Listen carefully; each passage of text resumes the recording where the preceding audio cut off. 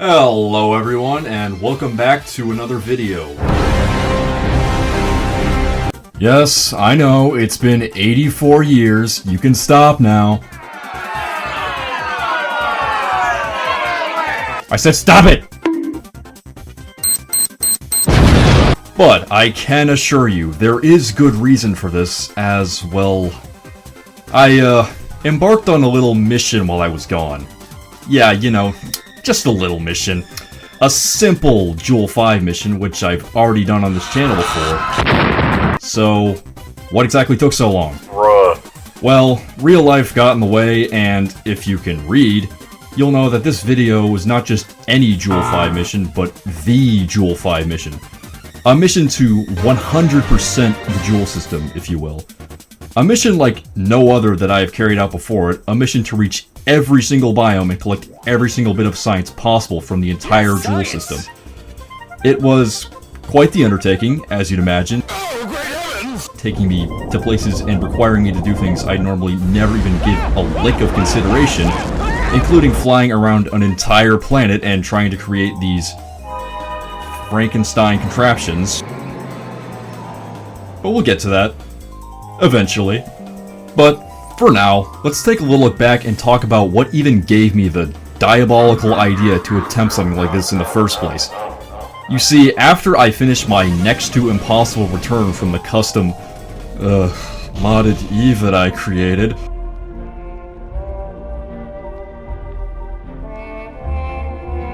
and then released upon the world to torture souls other than myself for once, I felt pretty burned out, as I thought I'd done everything that I wanted to do in KSP, at least for the foreseeable future. Hey, get that out of here! Get out! But, as is always the case with me for some reason, there was always this lingering feeling in the back of my mind that I could do more, that I could try and push this game to its limits once again, but this time without losing my sanity in the process. Imagine that. Because God knows I am not doing that again, or heaven forbid something even worse.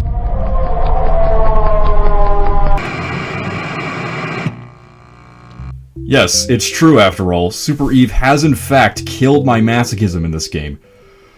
I'm free.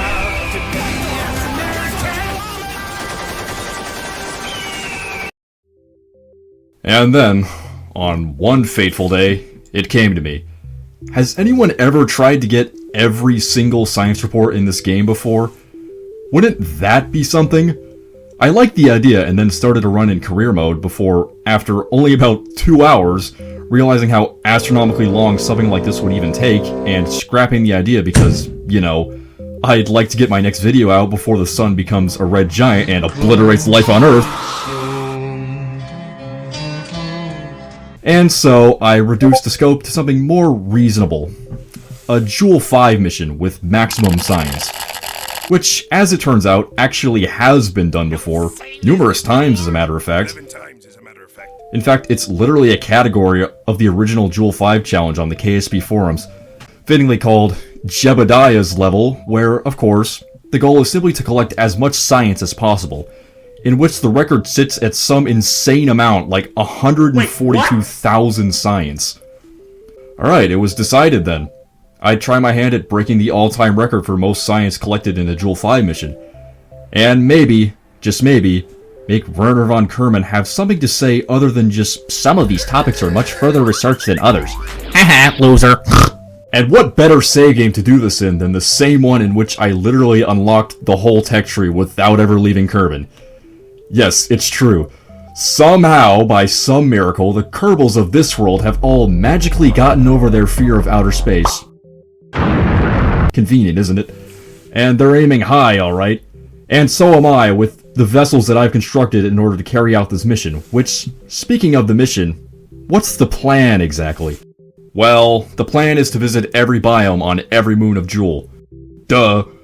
In order to do that, I'll need to visit, let's see here, 10 biomes on Laythe, 9 on Vall, 9 on Tylo, 5 on Bop, and finally 4 on Paul, for a grand total of 36 different biomes, for each of which I need to collect every single science experiment. Twice, actually, because as I explained in my most popular video from a billion years ago, one set of experiments will be processed in the mobile processing lab, while the other will be stored in a capsule to be recovered on Kerbin. This alone is a pretty tall order, but it gets more complicated when you consider the two moons that like 90% of the effort for Jool-5 goes into. Laythe and Tylo. You see, while on Vall, Bop, and Paul, I could more or less just do suborbital hops with a lander to get wherever the hell I want to go. However, I can't really do this on Laythe or Tylo. Well, actually I could, but that sounds like it'd be really heavy, really expensive, and also kind of boring. Which is why I've decided that I'm actually going to drive to every biome on Tylo, in a trip that is sure not to remind me of that of a certain frogman's adventures in Finland. And then once that's complete, I'm also going to fly to every biome on Laythe in an aircraft. I also considered a boat/amphibious rover at one point, but then I just decided, nah, and didn't. So, knowing all of this, what vehicles did I come up with this time? Well, let's start with the latter, cause what I came up with, at least at first, was way cooler in my opinion. Meet this magnificent flying laboratory with the wonderful name, I actually never named it anything besides its provisional designation, 12. Brilliant. Which, although it was probably the literal coolest thing I've ever built in KSP, complete with an onboard observatory of all things, the Death Wish seat, and skydiving, it was simply way too heavy and impractical for the purposes of what I was doing. It also didn't fly particularly well at higher altitudes on Laythe either, which made landing in some of the higher elevations biomes problematic. So, rather heartbreakingly, I replaced it with this comparatively lackluster aircraft, the Mosquito, which, fun fact, was originally just an SSTO that I made a couple of years ago, and just sort of found when I was going through craft files. Of course, though, an SSTO can't fly all the way around a planet on jet power alone, at least not without adding a whole lot of extra weight to it, and as such, I have elected to fly around Laythe with propellers, which I will then jettison once it's time to start my ascent into orbit.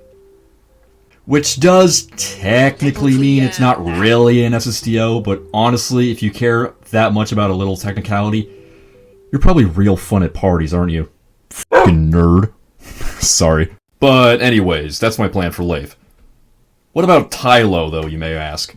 Well, as I said, I'm gonna drive some insane distance to reach all 9 biomes, which, while that sounds bad, is actually something I've done before, funnily enough, with a rover that was basically the rover equivalent to the majestic 12, the Odyssey, or its nickname, the Walmart Supercenter on wheels, which I used to complete a full circumnavigation of Tylo back in 2021.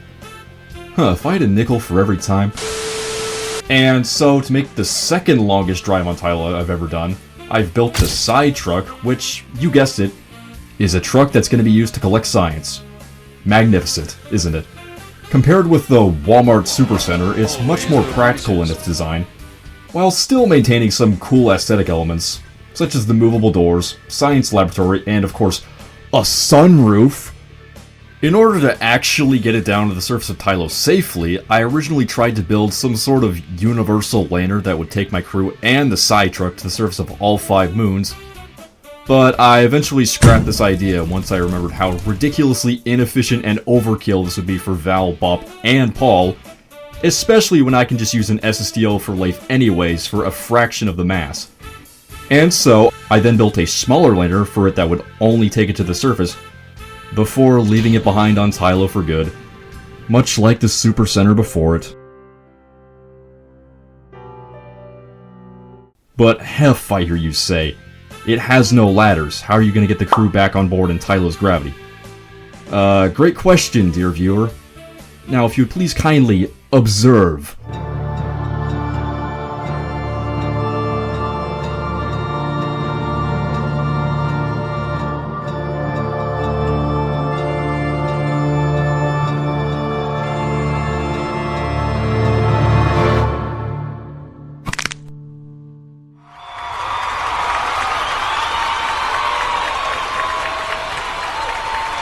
Thank you, thank you. Thank you, really, I appreciate it. Yeah, this easily takes the cake for one of the goofiest ways I've ever thought of to move crew members. Even more so than the magical crew transfer teleportation nonsense of other missions. Alright, so that's Laythe and Tylo, but what am I actually going to use to get both of these vehicles to their destinations? Well, let me introduce you to an old friend of mine, shall I?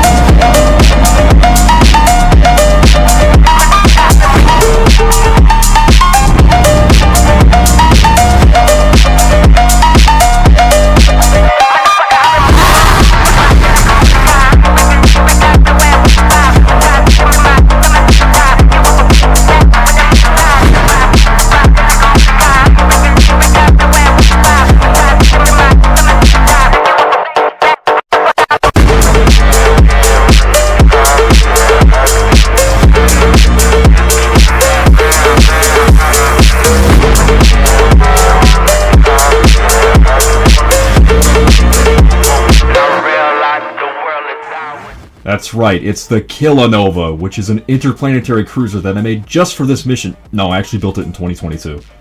You see, a couple years ago, I tried to complete a grand tour of the entire K-Well system in the Planet Pack Whirligig world, and to make a very long story short, after spending the better part of a semester of college on the mission, I ultimately failed to complete it due to the game just crashing over and over and over again when I tried to reach Jemima, the outer red dwarf in the system. Which was pretty heartbreaking to say the least, especially given that I wanted to make an entire video series on that mission. And so now I am here to breathe life into the... Lice? That doesn't make any sense. I am here to breathe life into the Kilonova once more by letting it fly again in what will hopefully be a successful mission this time. At around 400 or 500 parts, it's not the biggest ship I've ever built, but it doesn't need to be. After all, I'd rather not spend multiple hours doing a single burn in single-digit frame rates. The Kilonova itself also includes our third lander, which will be used for the remaining 3 moons, the easy moons, if you will. That was easy. Serving as the inspiration for its successor, the late Draggy McDraggington.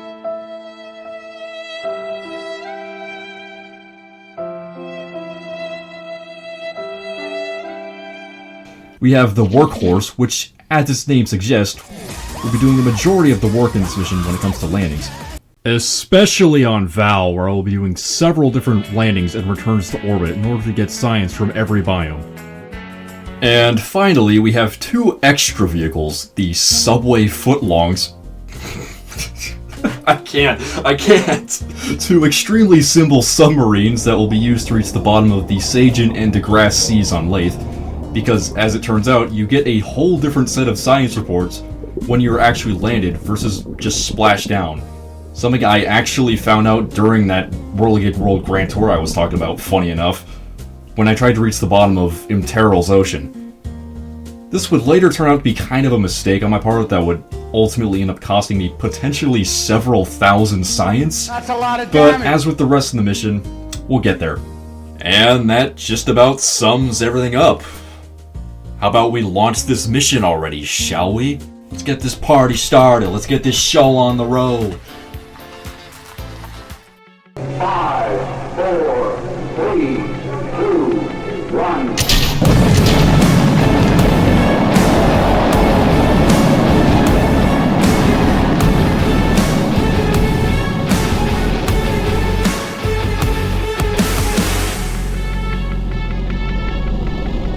However, on the way up to orbit, this happened, resulting in the destruction of one of the radiator arrays. No biggie though, let's go out and fix it. Bill! Get out there and fix the radiator! What do you mean you can't fix it? Oh. Right. Well, fuck.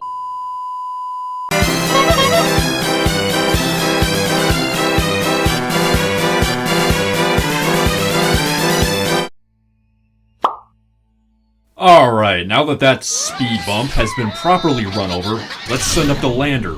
Finally.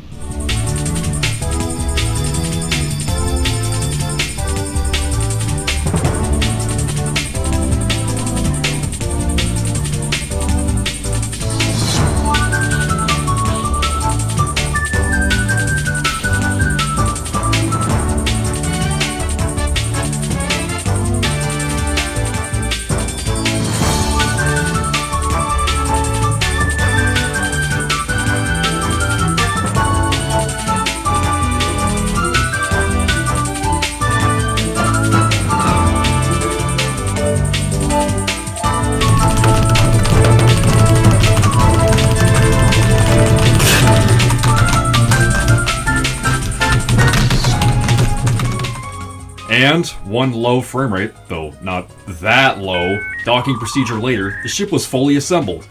Time to commence the transfer. But first, let's just burn off the remainder of our fuel in the upper stage, and let's fire up the nuclear engines. Hold on a minute. Huh? What's going on here? Why is the rocket creating a giant Walmart logo in space? What the hell? Surely it's just a visual glitch, right? Yeah, it turns out that even though the engine plumes are clearly not intersecting with any part of the lander, the game still considered the inner two sets of engines to be occluded, meaning that they would not provide any thrust because the lander was supposedly in the way, which means that we have to do this entire transfer with only 6 of our 10 engines, which means it's going to take almost twice as long. Yippee! Whatever, I'm not that bothered by it as I've seen much worse before. Only problem is, we're gonna lose a pretty substantial amount of delta V on the final ejection pass, seeing as the overth effect won't be as strong during the latter portion of the burn, due to our thrust-to-weight ratio being comparable to that of a gorilla trying to fly using a fire extinguisher. However, after a significant amount of time, we did finally finish the burn, and it was finally off to Jool.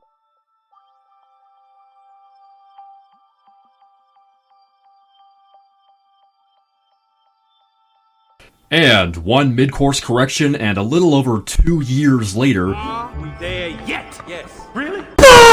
we finally arrived in the outer fringes of Jool's sphere of influence. Without any hesitation, our brave Kerbinauts, having finally gotten over their seemingly insurmountable fear of outer space, began to diligently collect our first bits of science. Among the brave Kerbals on this mission was Sebastian Kerman, who famously played a pivotal role in collecting thousands of science points from Kerbin years ago. In a truly magnificent experiment that we remember throughout the ages, he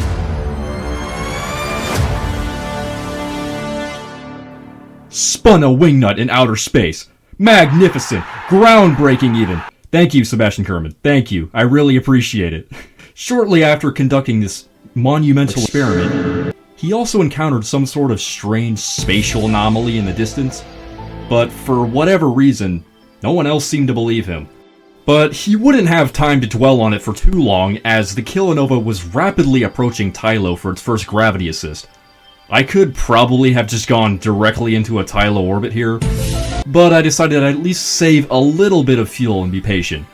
Soon enough, though, the Kilonova left Tylo again and made a quick flyby of Laythe to finalize our trajectory for the next encounter with Tylo. And, well, as you've almost certainly noticed by now, Laythe looks a lot prettier than usual, doesn't it? And so does Jool. And that's because I've finally turned to the right side of history and have decided to use the amazing visual mod that is Astronomer's Visual Pack, which has given this mission plenty of amazing sights to behold that I would have just glossed over in the stock game. No parallax, though. Sorry. After some more minor adjustments to our orbit, the Kilonova then returned to Tylo, which my dad said looks like a giant wasp nest, and now I can't unsee it, and promptly entered orbit around Jool's largest moon, using a series of burns to get all the way down into a low orbit. But not without collecting some of that sweet, sweet science beforehand, of course. All of these experiments are going to get pretty hard to keep track of, aren't they? And then, after performing some minor fuel transfers due to me once again forgetting to disable crossfeed on the docking port, connecting the lander to the main ship, it was time for the Kerbinauts Valentina, Bill, Vilfrod, and the acclaimed Sebastian Kerman to land on Tylo. But where exactly? You see, I want to optimize this mission so as to make the drive to every biome take as little time as possible, and in order to do that, I need to choose a specific landing site. One of two landing sites, actually. Either the northeastern part of Tycho Crater, or on the southern side of Grissom Crater. Ultimately, I ended up choosing the latter after careful consideration of the terrain. No, actually, it's just because I felt like it. But enough yapping, let's land, shall we?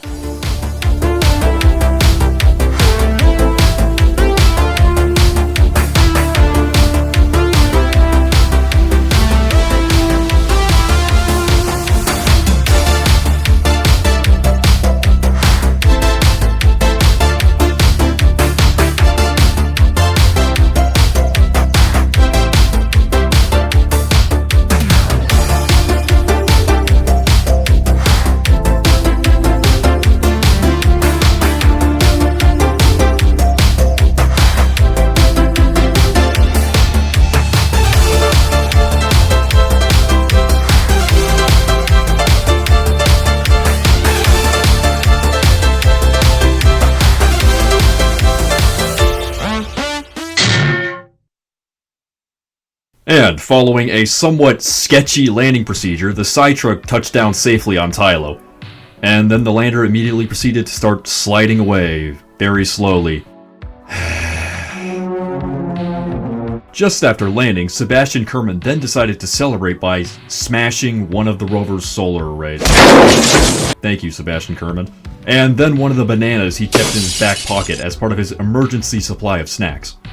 Once Sebastian had secured the rover and done all of this, with minor difficulty, the rest of the crew then gracefully tumbled their way down to the surface, only suffering minor head injuries. It's all good. Minor head trauma.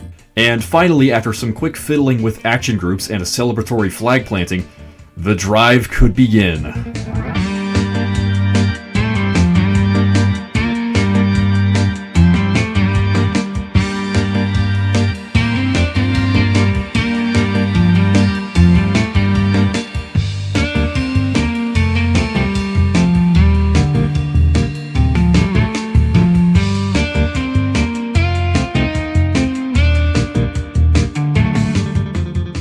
And then, after only a few short minutes of driving, we already reached our second biome out of 9. The Highlands, which really isn't all that surprising, considering they seemingly cover like 90% of Tylo's surface, but it's still something. Upon reaching these new, promising lands, Sebastian got out and did what he does best: science! And following this, I attempted to scan a Tylo stone, but was annoyingly stopped by terrain, or something, whatever. I'm sure we'll only find about 6,835 more of those. Pretty soon after this, we then reached the Grissom Crater's rim, and a short while later, encountered one of the Tylo dark boulders, which we were actually able to scan with no issues, proving once again that Tylo Lightstone is objectively the worst terrain scatter on Tylo, without even mentioning how often you just crash into it because it blends in with the rest of the surface. Tylo dark boulders for life. Yeah, that's right, I'm a Tylo Dark Boulder enjoyer. Cry about it. However, just a few minutes after this, the Lightstone enjoyer struck back and sabotaged the rover, causing the first crash of the drive. Hef will remember that. Whatever, at least I get to reset the rover, removing the issue of politically charged steering, which is what I'm calling it, when the rover will just persistently turn left or right for no clear reason. However, things were starting off well enough, and after nearly flipping the rover again and annoyingly not being able to scan a Tylo checkerboard due to the rover still moving approximately 2.1 microns per millennium, the Cytruck reached its first milestone, having traveled 100 kilometers from the landing site. Yeah, that's how I'm gonna keep track of the distance I've driven, in case you're wondering. While it's not an exact measurement, because the actual distance will be further due to me not going in a perfectly straight line, it's still a good way of gauging my progress. A little while after this, we then reached another biome, the fabled Midlands, which also seemed to cover about 90% of Tylo's surface. Like seriously, if I just wing it and land on Tylo in a random spot, it seems like 9 times out of 10 I'll end up in the Midlands. Following an uneventful next 250 or so kilometers of driving, we then reached one of the most recognizable features on Tylo in my book. Zenith Crater, or what I've called the crater that lies directly beneath Jool, or in other words, the crater where Jool will appear directly overhead to an observer, or at their zenith, hence Zenith Crater. Wow. Something else that's noteworthy about Zenith Crater is that it's actually the landing site of my aforementioned Odyssey rover mission, in which I circumnavigated the entirety of Tylo on a polar route. It's still probably my favorite mission I've ever done in KSP to this day, partly because I'd simply never done anything like it before, and I remember becoming super invested in it. It also helped me get through a pretty dark time in my life, you know, first semester of college and all.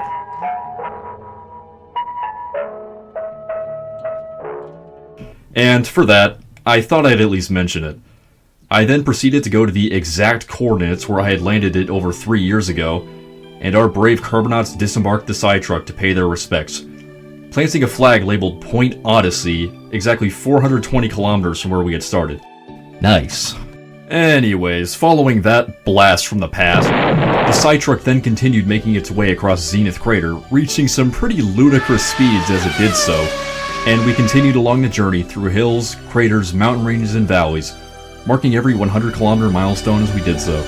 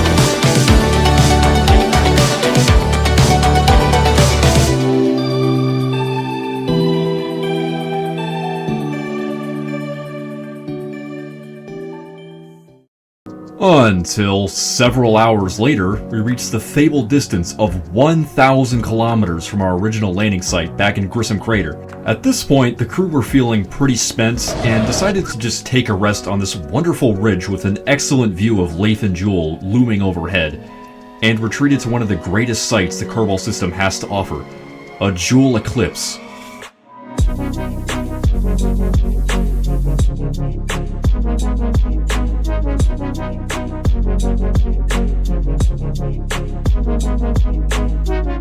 The KSP is also happy to report that this only caused a mild panic amongst the crew members, and that only one flask was broken in the commotion. Way to go, guys. Once the eclipse had passed, the side truck then continued on a path through a persistently hilly region that I've called Spice Appalachia, and only a couple of catastrophic failures and a near second eclipse from Laythe later, the crew safely arrived in Gagarin Crater, as you could call it, Gagarin Speedway. Following this joyride, Jool then disappeared behind the horizon, and a short while and 125 kilometers later, we reached Tycho Crater, or the farthest point from the landing site that I'm going to reach in this mission. After the crew then celebrated this momentous milestone, they then began to make the long journey back to Grissom Crater. I suppose I'll just skip ahead to pass most of that, seeing as not much interesting happened other than Jool rising once again, me flipping the rover on its side but managing to actually recover from it. Hey, Bat Dad. I didn't hear no bell. And the Kerbal launching contest at the 2,000 kilometer mark.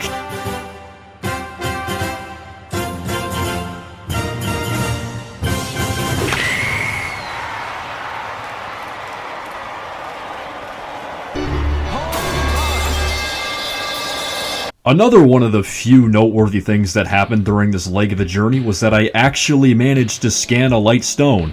Finally. Eventually, after a couple more hours, the Cytruck then reached the junction of the two routes, getting off Interstate Tylo 10 and onto the T210, or the Mara Turnpike, which I can already attest is much more pleasant to drive on than the nightmare that is the Jersey Turnpike. Wow, there's so little traffic this time of year, who would have thought of that? Soon enough, given that we were now driving in the same direction as Tylo's rotation as opposed to against it as we had been for the first half of the drive, Kerbal began to dip lower and lower on the horizon. Until, of course, this happened.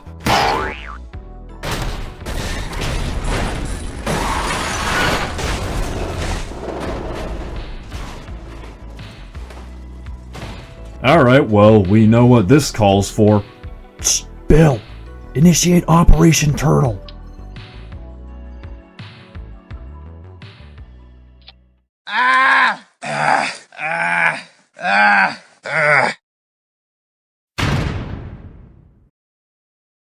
Wow, you know, I didn't expect this rover to be quite so resilient and able to right itself so well, but I'll take it. After the incident had been resolved, the Cytruck then continued making its way northeast towards the Galileo crater biome. But as you can probably tell from the map, there still remains a very formidable obstacle between us and that next biome, the Spode Mountains. Wait, Spode? What does that even mean? Well, why don't we gather around the campfire and I'll share with you some deep hef lore. The date is some random day in August, or September, or something, I don't remember, okay? And a few friends of mine and I were playing the funny space garbage man game known as Lethal Company. Yes, we still love it a year later, and because he and I were both dead, I told him to vote to leave. However, somewhere along the line there was a catastrophic mistranslation, and he instead thought I said the non-existent word spode instead of vote. That's right, I spoded. And, well, really just 'cause I can, I then decided to climb up to the top of the highest mountain I could find in the immediate vicinity, up the rugged slopes of the treacherous Mount Morpus, the name of which I will refuse to elaborate on any further. Rather annoyingly, less than a minute before I reached the summit, Kerbal set below the horizon for good, shrouding us in darkness. And I had to sit there recharging the batteries. Regardless, the Cytruck did in fact make it up to the top at a final elevation of 9,317 meters, before then beginning the even more treacherous climb down the other side of the mountain into Galileo crater below, which ended up being kind of a slog given that I was now driving in total darkness as I turned the brightness all the way down for the sake of realism, even though in real life the planet shine would actually make things pretty bright around here. It also reminds me of driving down a dark, windy road in the middle of a night, surrounded by nothing but endless forest, knowing that at any moment a deer could just jump right out in front of your car and completely ruin your life. However, right as I was getting comfortable driving in total darkness, I then had the worst crash of the entire mission, and the Cytruck was converted into, well, a convertible. Yeah, reload. But ultimately, we prevailed as just a few minutes later, the Cytruck reached the 9th and final biome of Tylo, the Mara. The crew then excitedly hurried out of the airlock, and the site was christened Mare Sebastiensis in honor of, Well, who else would it be? And I then did a little more driving at night, maybe breaking a wheel or two along the way, before the crew decided to simply rest and wait for dawn, during which time they were treated to magnificent views of Jool and Laythe revolving overhead, a glistening emerald and sapphire amongst the otherwise inky blackness of space. Holy crap, I love Astronomer's Visual Pack, and we're not even on Laythe yet. Did I mention that I love Astronomer's Visual Pack? I've slipped on visual mods so hard, man. Once Kerbal rose again over the airless horizon, the crew then continued their journey at breakneck speed, no less, as the last couple 100 kilometers were covered in only an hour or so in real time. Until finally, shortly after we re-entered Grissom Crater, what I had been eagerly anticipating happened.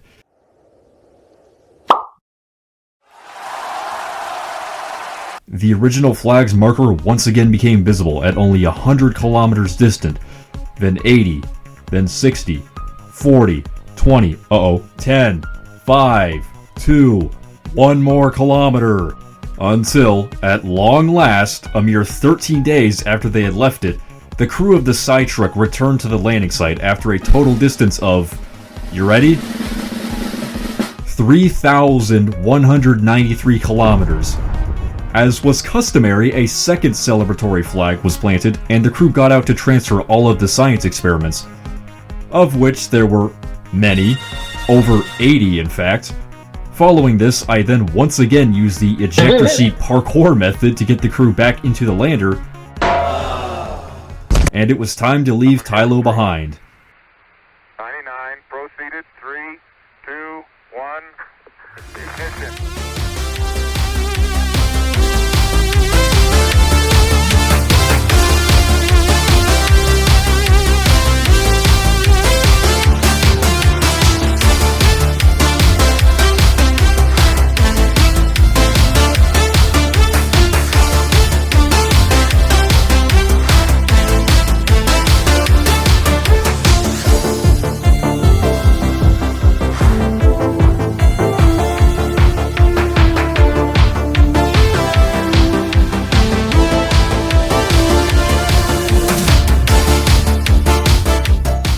After a quick docking sequence, the 4 navigators safely reboarded the Kilonova, which then headed off to Laythe.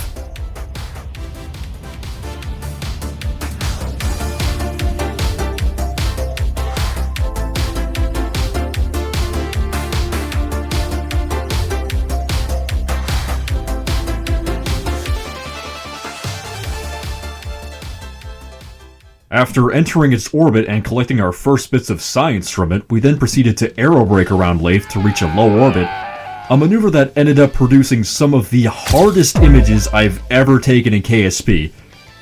And once low orbit had been achieved, it was time to send the subway footlongs to reach the bottom of the ocean. Wait, what the hell? Hello? Earth to decouplers, you there? No? Man. Well, this is annoying. But it's not anything that Bill can't fix by rearranging the entire configuration of the lander and then flying back to the ship at the last minute, is it? And so, thanks to Bill's absolutely god-tier skills, the first subway footlong made its descent through the atmosphere into the Sagan Sea with minimal complications. Wow, this is beautiful. Thank you, Astronomer Visual Pack, once again.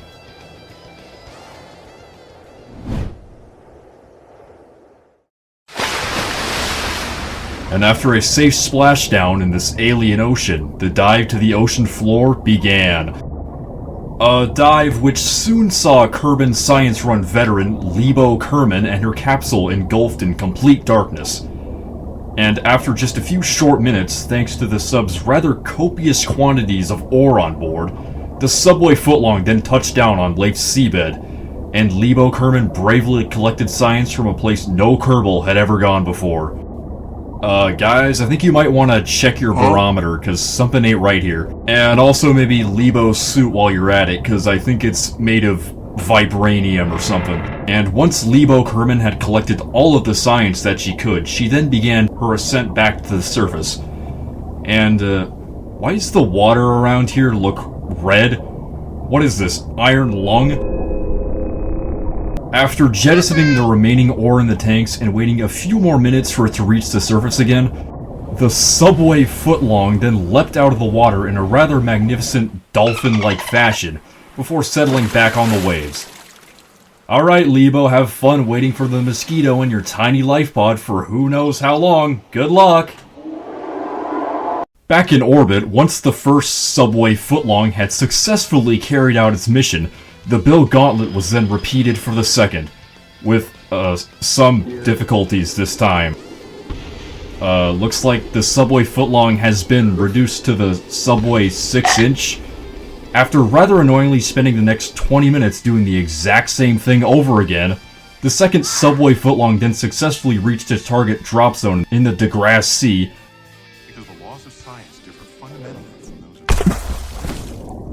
and sank all the way down to a depth of 2,336 meters below the waves. And yes, once again, the pressures here are supposedly slightly below that on Kerbin. Oh, and I forgot to mention, apparently this area was once underwater.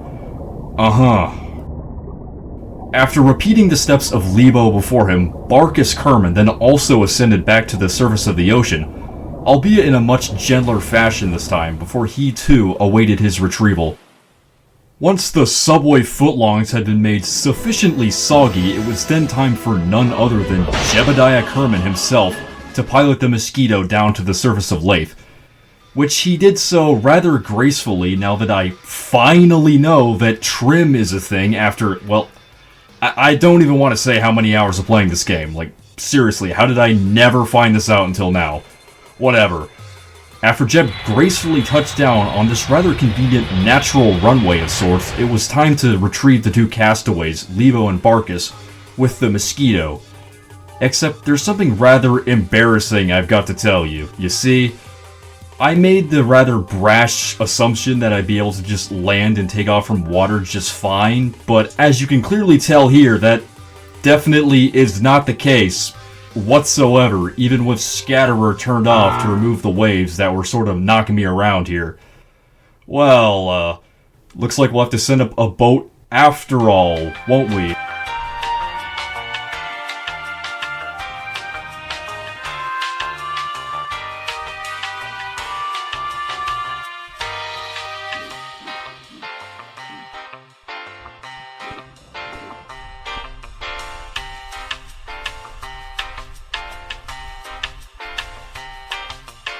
Anyways, once that 3-year hiccup had been dealt with, it was finally time for the mission to continue. Now, you may be wondering, what type of path am I planning to take for this flight? Well, given that I've landed on this island here, just south of Crater Bay, I've decided to take a transpolar route over the North Pole in order to reach the Crescent Bay on the other side of the moon, which of course presents something of a problem. In this aircraft, I won't be able to land in the Shallows, Crater Bay, or the Crescent Bay, which unfortunately means that I'll be missing out on quite a lot of science, which, now that I think of it, was kind of inevitable unless I'd literally brought like 5 subway footlongs with me, which is just patently absurd. Whatever, at least I'll still be able to do a flyover and get some science that way. But enough yapping. Buckle your seatbelts, put up your tray tables, and enjoy the flight.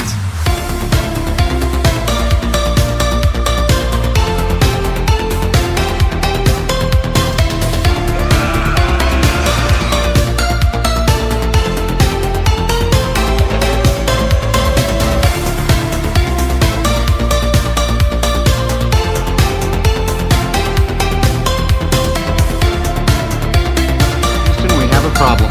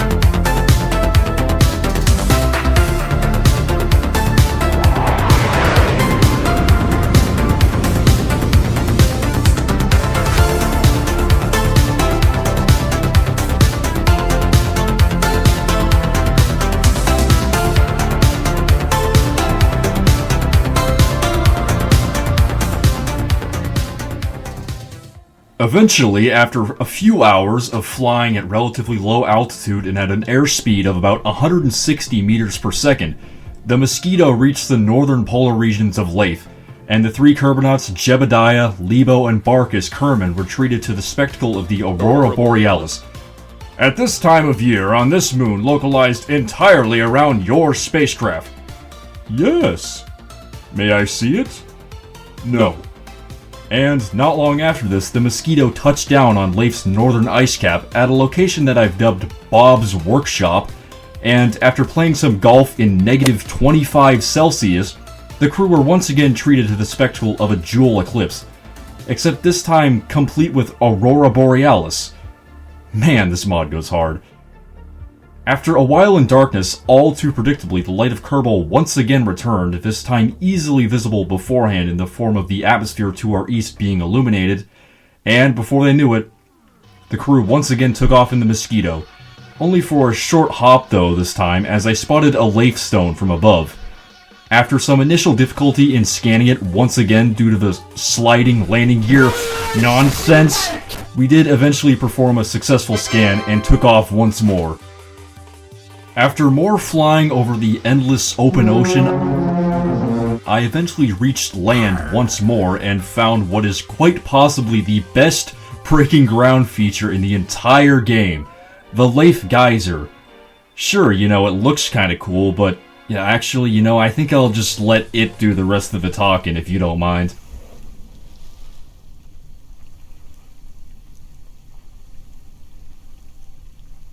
Wait, what's going on? Whoa, whoa! Amazing. Once Lebo Kerman had been scalded 6 ways to Sunday, I then continued on the flight and nervously watched the terrain become higher and higher and higher. So high, in fact, that I knew there was no way I was going to be able to fly directly over the mountain range and into Crescent Bay. However, I did manage to find a small mountain pass that seemed lower than the peaks which surrounded it. Perhaps we could fly through there?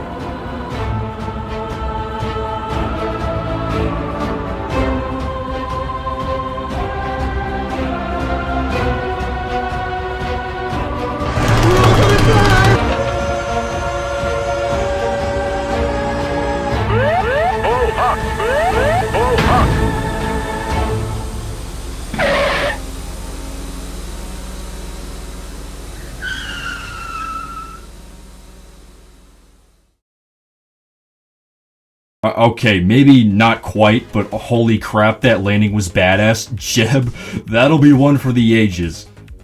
I then had Lebo go out and do some science from the mountain pass, which I've now called Mosquito Pass, despite the complete lack of mosquitoes, and that's when I saw that the atmospheric pressure here is only about a third of that back on Kerbin. Yeah, needless to say, the propellers weren't exactly having the best time with it, were they? But, alas, we made it, and after some more ballsy flying at less than 100 meters AGL, the Mosquito successfully made it over the pass and continued merrily on its way.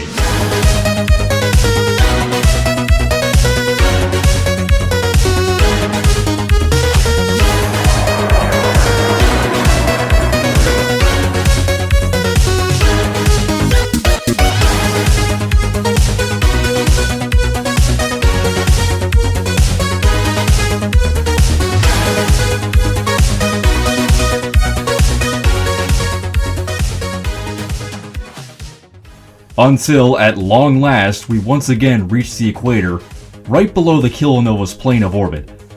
At this point, Jeb began to ascend in altitude, gradually losing speed as he did so, until, of course, he kicked on the twin Rapier engines, at which point the propeller assemblies were let loose, and the Mosquito began to rapidly ascend and accelerate in unison.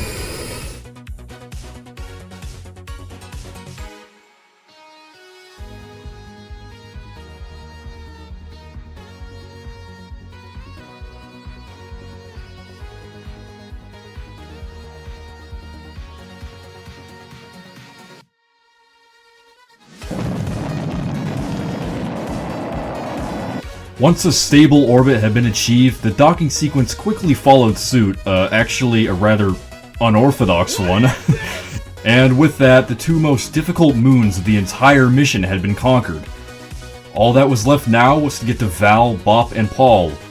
Of these three, I've decided to go straight to Vall first, as while I initially thought the Delta V margins would be pretty tight, it actually turns out I'll have more than enough to get to Paul for a safe refueling afterwards. The transfer to Vall itself was very uneventful and went well enough, but upon reaching the icy moon, I realized I had a problem. The Workhorse lander, which I want to use to land on all three remaining moons, doesn't have a scanning arm, which means I'd be missing out on quite a lot of science if I just landed without it.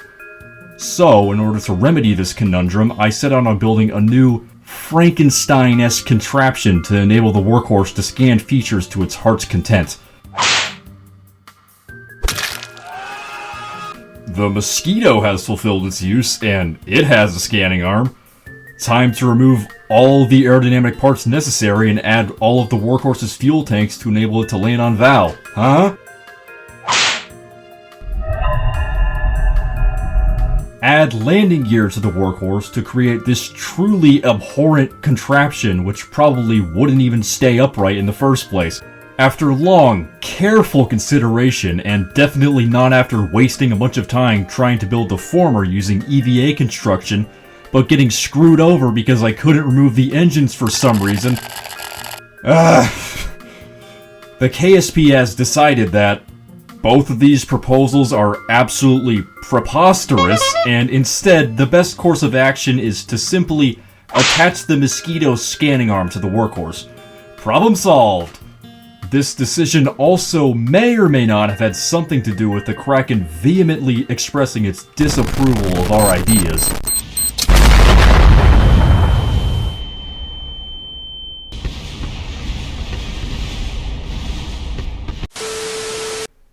Anyways, let's start the landing, shall we? Actually, let's transfer fuel to a billion different fuel tanks again, cause once again, I forgot crossfeed. And of course, let's actually map out where we're going to land for once using KerbNet. Once all of the landing sites had been determined, it was then time for scientist Phil Fraud Kermit to start landing on Vall over and over again, in a move that is sure not to remind anybody of that time I landed on Moho like 20 times, but that's a whole other story.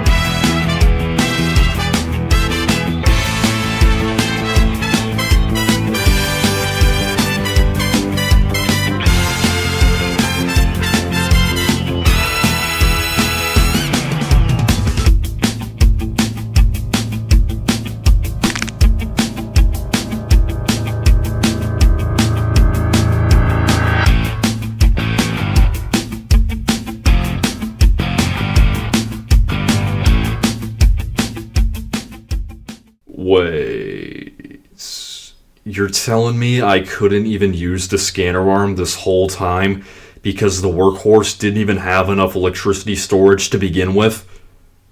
Are you kidding me? That's it, I've had enough! 12 seconds later.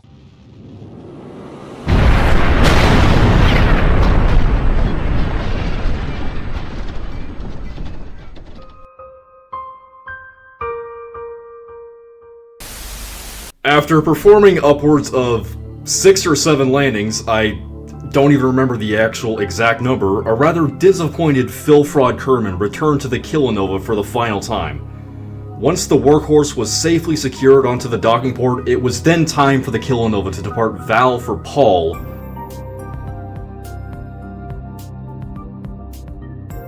Yes, look at that magnificent floating pollen grain in the void. And now that we're actually here, I suppose I'll go ahead and explain how the Kilonova's actually gonna land on Paul. Well, in case you haven't noticed by now, the Kilonova actually has two sets of engines.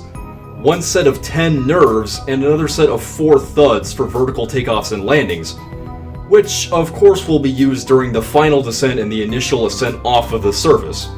We've also got landing gear as opposed to landing legs, as I find that landing gear seems to be significantly less prone to that stupid sliding shenanigan nonsense once you set the brakes to a high enough level.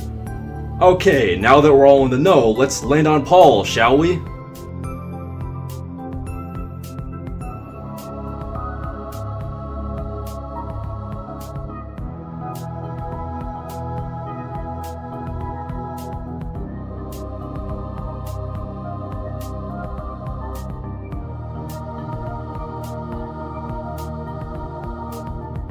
And after a rather bouncy and chaotic landing on Paul, the crew eagerly stepped out into the golden yellow landscape, which, thanks once again to Astronomer's visual pack, is now choked in a strange yellow dust that highly resembles mustard gas.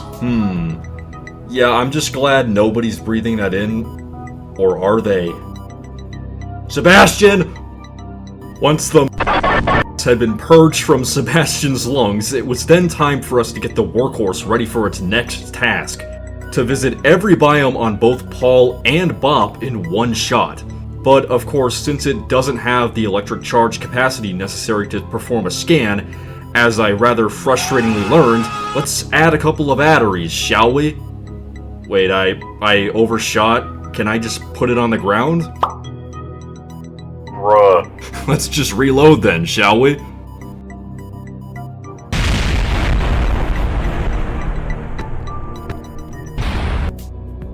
There we go, let's get to collecting science again, shall we?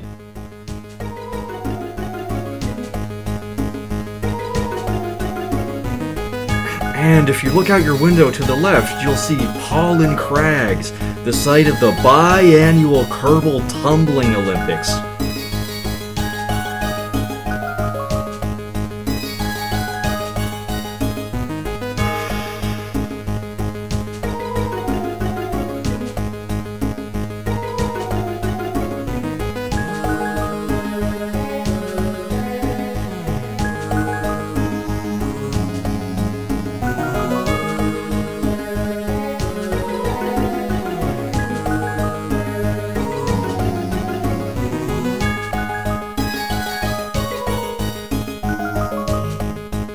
Get bopped, idiot.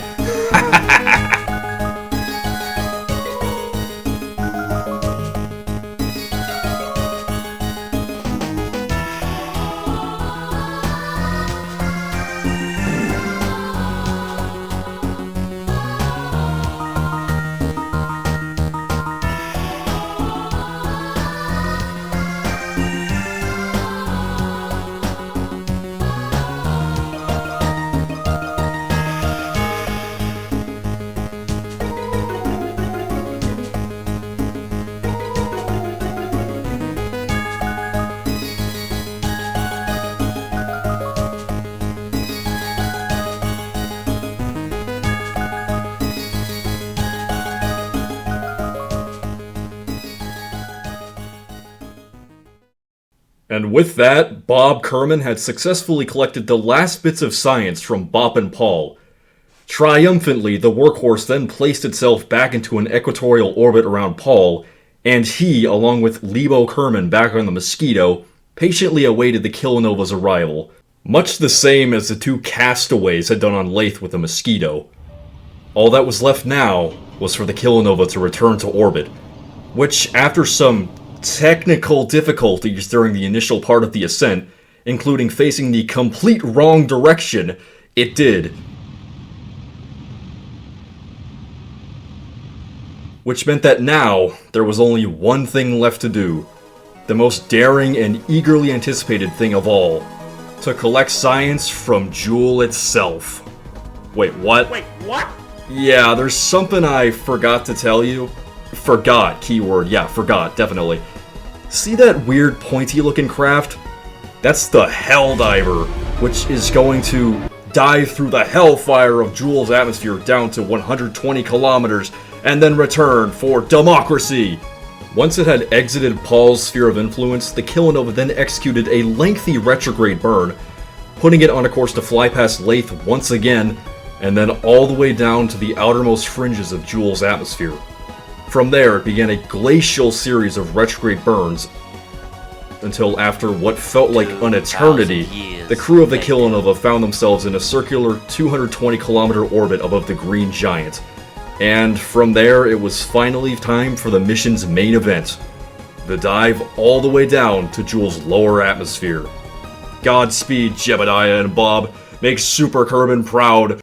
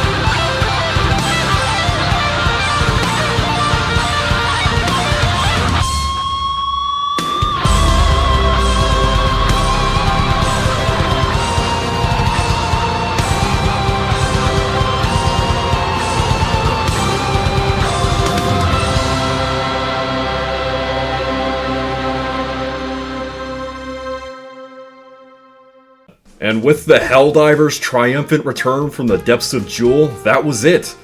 All of the science had been collected. It was now time to commence the long and arduous trip back to Kerbin, and oh boy do I mean arduous, because, well, we have a mountain of data rivaling Olympus Mons in size to process.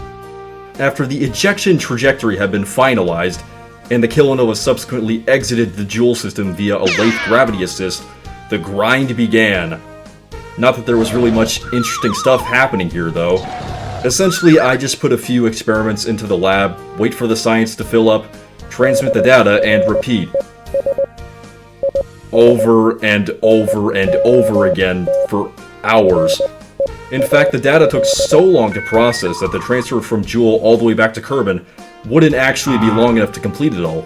In fact, not even close. After we conducted a small correction burn, we made our way all the way back to the Blue Marble, and sure enough, the Kilonova reached it and re-entered its orbit, at which point there were still hundreds of science reports to be processed. Oh boy, yeah? You thought this mission was getting too long already? Well, how about we treat you to another 40 years of science maxing?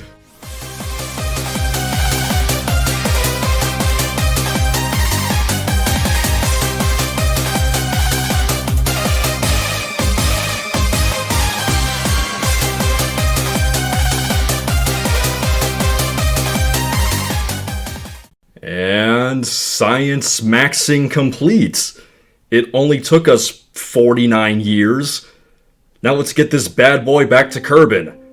After the Kilonova had re-entered into a low Kerbin orbit, I had Bill install an extra seat in the Mosquito's cargo bay for himself, and prepared to use it to descend back to the surface of Kerbin, which isn't actually something that I had planned to do in the first place. You see, I originally just wanted to use it to leave Laythe and then dispose of it, in a similar vein to the late Draggy McDraggington and Moho Mole, but I just couldn't bring myself to do it, man. And so here we are, re-entering the atmosphere in a blaze of glory. And an uncontrollable one at that, because I've completely lost control of the aircraft. Uh-oh.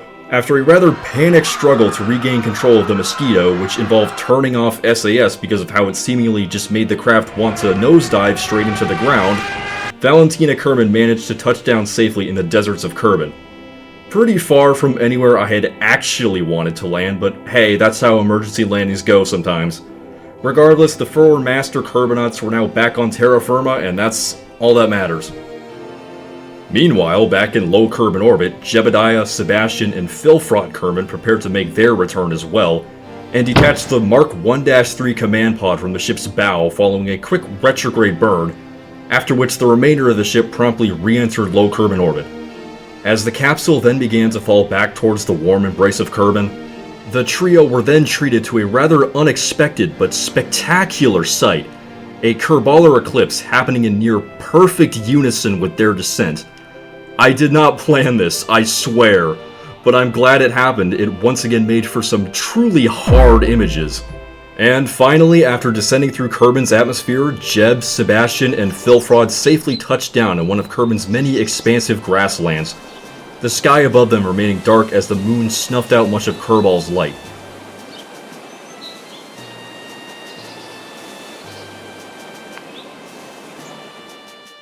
And that was it. The mission had concluded, and we collected a total of, drumroll please, 503,121 science. Yeah, Mr. Hef. Yes, science! That's, quite a large number. So large, in fact, that for a little while I thought I'd just broken a world record. But there's a problem. See the number of science I collected in the end screen? Yeah, from the actual capsule, I only, quotation marks, only, collected 81,000 science, not counting the laboratories. So I didn't technically break the world record, not even close actually, but you know what? That's good enough for me. Let's see what Werner von Kerbin has to say about all of this. Surely he'll be pleased. Some of these topics are much for Therese Archtan Otters, Therese definitely some opportunities here. Really, man? That's all you have to say? I gave you 500,000 science and that's all you have to say? That's it, I've had enough. Wait till I tell the world what you did between 1939 and 1945. You'll be cooked. You think that's still a secret? Who doesn't already know? Yeah, well, try not to be impressed by this, you sick bastard.